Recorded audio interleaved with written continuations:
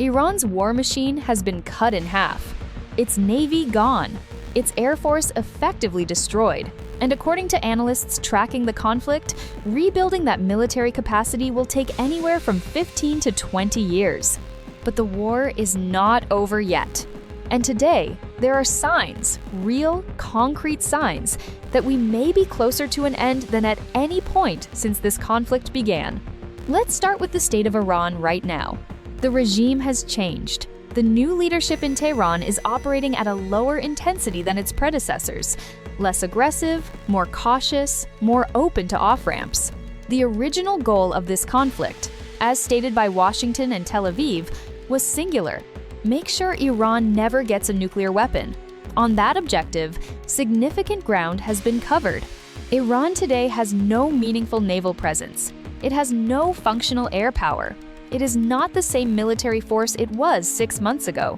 One senior voice in the discussion said it plainly: whatever happens in the Strait of Hormuz going forward is no longer his concern.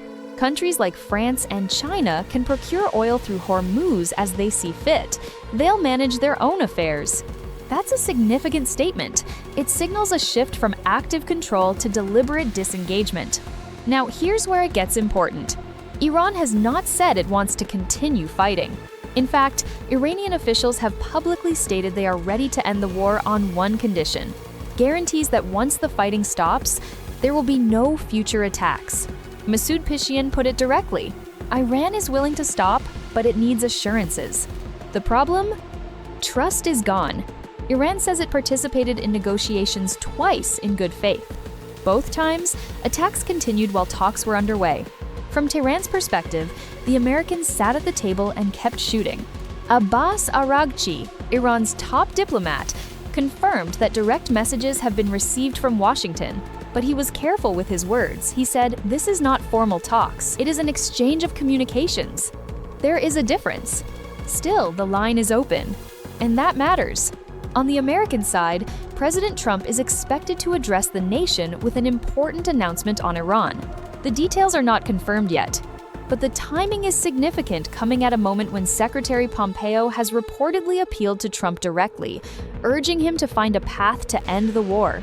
Trump, by most accounts, is looking for an exit that he can frame as a win. The war has come at a cost. Fuel prices in the United States have spiked sharply. The Iranian spokesperson, in what felt like a deliberate public message, noted that American families are being forced to skip meals because of rising fuel costs. Whether or not that's an exaggeration, the domestic pressure on Washington is real. Let's talk about the countries working hardest behind the scenes to end this. Pakistan and China have jointly proposed a 5-point roadmap to de-escalate the conflict. The plan calls for an immediate ceasefire, a return to negotiations, protection of civilian infrastructure, including nuclear sites, and security guarantees for both Iran and the Gulf states. Iran has publicly appreciated Pakistan's mediation efforts. That is not a small thing. When a country at war publicly thanks a mediator, it means the channel is working. China and Iran's foreign ministers have also met.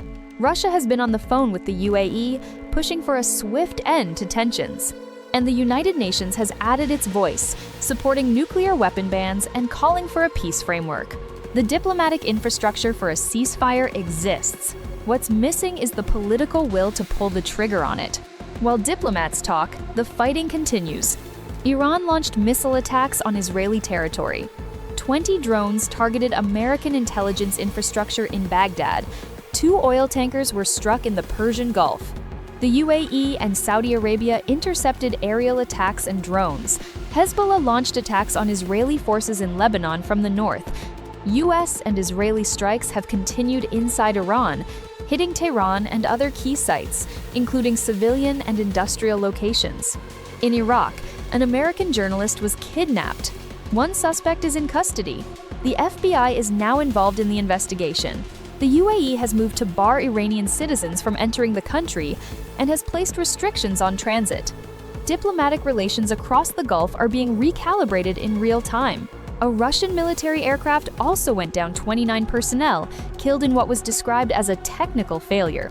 Pakistan's prime minister and opposition leaders are continuing consultations on national policy, covering energy supply, economic direction, security posture, and smuggling controls. Pakistan's engagement in the Middle East crisis is not separate from its domestic priorities.